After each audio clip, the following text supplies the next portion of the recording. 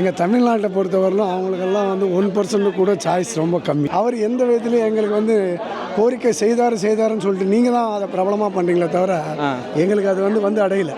அவ்வளோதான் சொல்லுவேன். அது ஒரே ஒரு மானியமே சொல்லுவேன். கேஸ் மானியமே எங்களை ஏமாற்றிட்டாங்க.